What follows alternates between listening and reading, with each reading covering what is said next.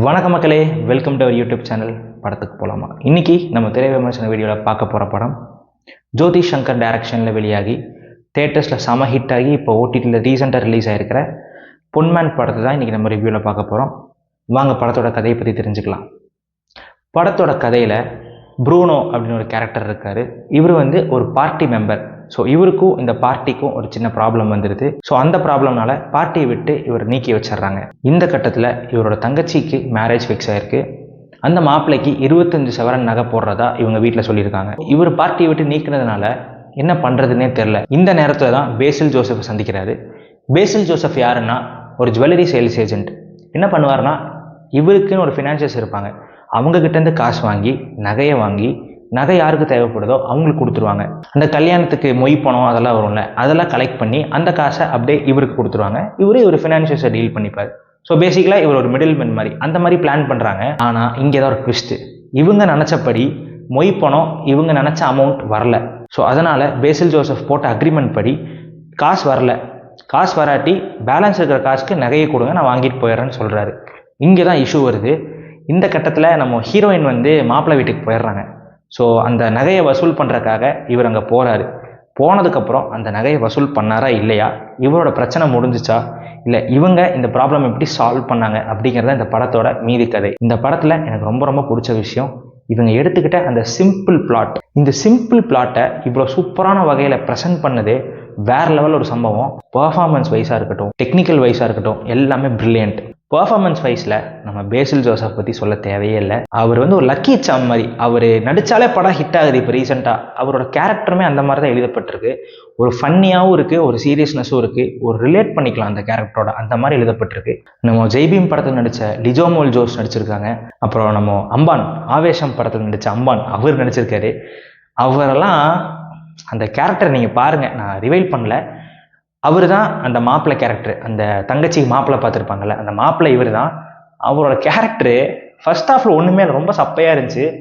Second ஹாஃபில் அந்த last ஒரு 30-40 மினிட்ஸில் அவர் காட்டின அந்த எலிவேஷன் சான்ஸே இல்லை. சூப்பரான ஒரு பர்ஃபார்மர். டெக்னிக்கலாகவும் இந்த படம் ஒரு சூப்பரான ஒரு படம். நல்ல மியூசிக், நல்ல சினிமோட்டோகிராஃபி, எடிட்டிங்கும் சூப்பராக இருந்துச்சு. ஃபர்ஸ்ட் ஹாஃப் எடுத்துக்கிட்டிங்கன்னா டைம் போகிறதே தெரில.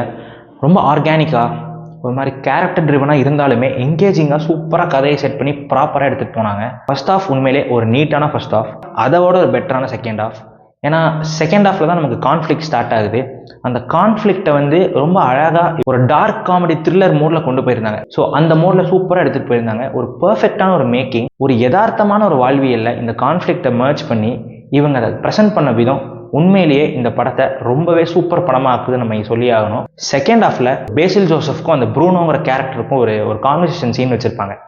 அந்த சீனில் பேசில் ஜோசப் நடித்த விதம், அவர் சொன்ன டைலாக், சொன்ன மெசேஜ் எல்லாமே ரொம்ப ரொம்ப ரிலேட்டபிளாக இருந்துச்சு. ஒவ்வொரு ஆணும் அந்த டைலாக்கு கண்டிப்பாக ரிலேட் பண்ணிப்பீங்க. இவங்க கிளைமேக்ஸில் லாஸ்ட்டில் ஒரு ஃபைட் சீன் வச்சுருப்பாங்க. படத்தோட படமாக தான் வருது. பட் அந்த ஃபைட் சீனோட மேக்கிங்க்கு பின்னாடி ரைட்டிங் ப்ராசஸில் அவ்வளோ டீப்பான ஒரு விஷயம் இருக்குது. இந்த மாதிரி குட்டி குட்டி டீட்டெயிலிங் விஷயம் எல்லாமே இந்த படத்தை ரொம்பவே மெருகேற்றுது. கிளைமேக்ஸில் வரக்கூடிய அந்த பேசில் ஜோசப்க்கும் லிஜோமோல் ஜோஸ்க்கும் நடக்கக்கூடிய அந்த குட்டி கான்வர்சேஷன் சீன் ரொம்பவே ஒரு பியூட்டிஃபுல்லான ஒரு ரைட்டிங். அந்த சீன் ஆர்கானிக்காக, நான் சொல்கிற மாதிரி ஆர்கானிக்காக நடந்துச்சு. அது எதுவுமே இவங்க ஃபோர்ஸ் பண்ணி எதுவுமே வைக்கல. சிம்பிள் கதை, நீட் ப்ரெசன்டேஷன், குட் கேரக்டர்ஸ். அந்த சீன் ஆர்கானிக்காக அமைஞ்சிருச்சு. நீட்டாக முடிச்சுட்டாங்க படத்தை. இந்த படம் அவ்வளோ மாசாக இருக்காப்பா, நெகட்டிவே இல்லையா, ஒரு ஒன் ஆஃப் த பெஸ்ட் ஃபிலிம்ஸா, இட்ஸ் அ குட் ஃபிலிம். ஆனால் இந்த படத்தில் நெகட்டிவ் அப்படின்னு சொல்லணும்னா, ஃபர்ஸ்ட் ஹாஃபில் அந்த இன்டர்வலுக்கு முன்னாடி ஒரு 25-30 நிமிஷம் கொஞ்சம் லேக் அடிக்குது. செகண்ட் ஹாஃப் ஸ்டார்டிங்லேயுமே கொஞ்சம் லேக் அடிக்குது. அந்த செகண்ட் ஹாஃப் லேக் கூட நமக்கு பெருசாக தெரில. ஃபர்ஸ்ட் ஹாஃபில் அந்த இன்டர்வலுக்கு முன்னாடி இவங்க இன்ட்ரெஸ்டிங்காக செட் பண்ணிட்டாங்க ஃபர்ஸ்ட் ஒரு 30 மினிட்ஸ். ஸோ அதுக்கப்புறம் அடுத்த கட்டத்துக்கு போகாமல் அங்கேயே நின்றுச்சோ, அந்த எங்கேஜிங் வைஸ் கொஞ்சம் ட்ராப் ஆச்சோ அப்படின்னு சொல்லிட்டு ஒரு சின்ன ஒரு ஃபீல். மற்றபடி இந்த படம் ரொம்பவே ஒரு நல்ல படம். இந்த படம் ஓடிடியில் தமிழ் லாங்குவேஜில் இருக்குது. தமிழ் டப் ரொம்ப நீட்டாக தான் இருக்குது. பட் நான் மலையாளமில் தான் பார்த்தேன். தமிழ் டப் நீட்டாக இருக்குன்னு தான் கேள்விப்பட்டேன். இந்த படத்தை நீங்கள் ஃபேமிலியோடு பார்க்கலாம். கொஞ்சம் அங்கங்கே பிளட் ஷெட் இருக்குது. பட் அது அவ்வளோ பெருசாக நமக்கு தெரியல. இந்த படத்துக்கு நம்ம கொடுக்கக்கூடிய ரேட்டிங் 3.5 ஸ்டார்ஸ் அவுட் ஆஃப் 5. மீண்டும் மற்றும் இதே மாதிரி இன்னொரு திரை விமர்சன வீடியோவில் உங்களை மீண்டும் சந்திக்கிறேன். அதுவரை உங்களிடமிருந்து விடைபெறுவது உங்கள் சுதர்ஷன். வணக்கம். இந்த வீடியோ உங்களுக்கு பிடிச்சிருந்துச்சுன்னா லைக் பண்ணுங்கள், ஷேர் பண்ணுங்கள், சப்ஸ்கிரைப் பண்ணிடுங்க. அப்படியே பெல் பட்டனை கிளிக் பண்ணி விட்டுருங்க. ஸோ மீண்டும் இன்னொரு வீடியோவில் சந்திப்போம். அதுவரை ஸ்டே டியூன்ட்.